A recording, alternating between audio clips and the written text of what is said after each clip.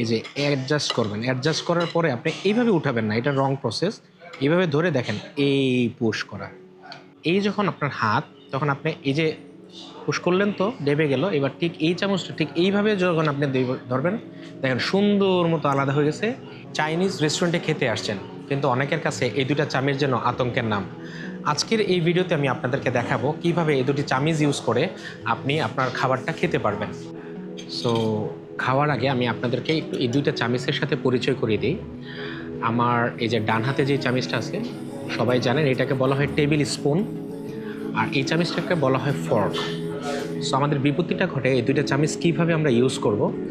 Use করার আগে আমি একটু আপনাদেরকে জানাই দিই যে এখন আমি যেখানে ধরে আছি এটা হচ্ছে হ্যান্ডেল চামিচের, আর এই যে এই জায়গাটা আছে, তো ক্যামেরাটা ক্লোজ করেন, এটা হচ্ছে গিয়ে আপনার নেক বলা হয় চামিচের, অথবা ঘাড়, এটারও আছে ঘাড়। সো আপনি এখানে কখন ধরবেন আর এখানে কিভাবে ধরবেন আমি পুরো জিনিসটাই আপনাকে আমি বলতেছি। তবে আরেকবার বলে রাখি, যারা এই সম্পর্কে জানেন তাদের জন্য এই ভিডিওটা না, যারা জানেন না আমি তাদের জন্য এই ভিডিওটা করছি।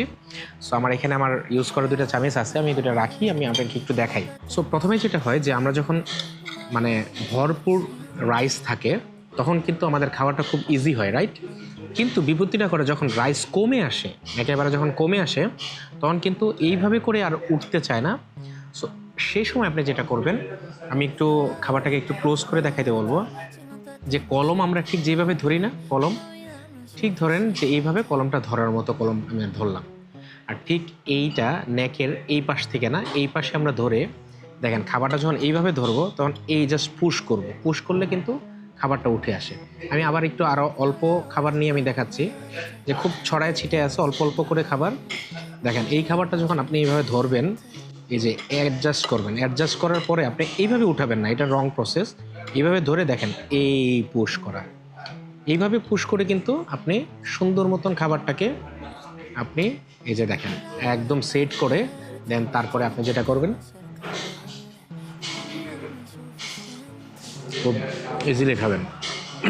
মাসালা ফ্রাইড রাইসটা এত মজা হয়েছে, একটু খেয়ে নেই।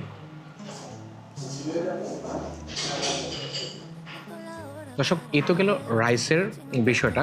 রাইসের বিষয়টা কিন্তু খুব ইজিলি আমরা এটা করতে পারি। সবচেয়ে বড় বিপত্তি ঘটে হচ্ছে কি আপনার, এই যে আমরা যখন চিকেনটা খেতে যাই, দেখেন চিকেনটা থেকে মাংসটা আলাদা করা খুবই ইজি। আপনাকে একটা জিনিস শুধু আপনি মেনটেন করতে হবে। দেখেন আমি বলেছিলাম যে এই ফর্কের এই অংশটাকে বলা হয় হচ্ছে নেক। এই নেকে আপনি ধরলে আপনি চামচের উপরে কিন্তু একটা ভালো প্রেশার আপনি দিতে পারেন। দেখেন খুব সুন্দর মতন দেবে গেল। তো এবার এই চামিচটা এই বরাবর দেখেন, একটু ক্যামেরাটাকে একটু ক্লোজ করতে বলেন। এই যে আপনি যখন, আমি আরেকবার দেখাই, এই যখন আপনার হাত, তখন আপনি এই যে পুশ করলেন তো ডেবে গেল। এবার ঠিক এই চামচটা ঠিক এইভাবে যখন আপনি ধরবেন, দেখেন সুন্দর মতো আলাদা হয়ে গেছে। এবার আপনি এটা দেন, তারপরে কিন্তু আবার আপনি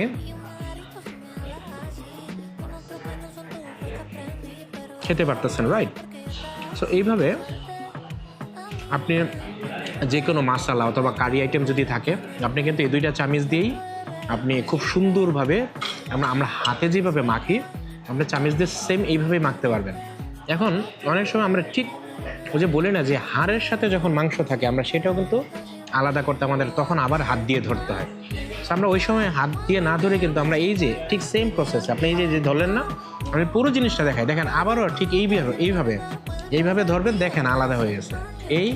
এই আলাদা একেবারে, এই দেখেন আলাদা আলাদা হয়ে গেল একদম। এইভাবে আপনি এই যে দেখেন একেবারে আলাদা, মানে ছুরির মতো কেটে যাবে দর্শক। দেন তারপরে আপনি এই যে যেটা বললাম যে এই যে এইভাবে ধরে দেন, তারপরে এই সুন্দর করে এইভাবে যতটুকু প্রয়োজন মনে করেন আপনি খাবেন। খাওয়ার পরে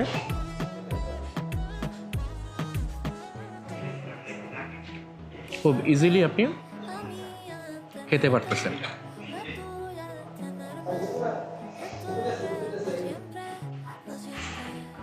তো দর্শক, আজকের ভিডিওটা আপনাদের কাছে কেমন লাগলো কমেন্ট করে আমাকে জানাতে পারেন। এই ধরনের আরও টিপসমূলক ভিডিও পেতে আমাদের পেজটিকে ফলো করতে পারেন। ভালো থাকবেন, সুস্থ থাকবেন। আসসালামু আলাইকুম।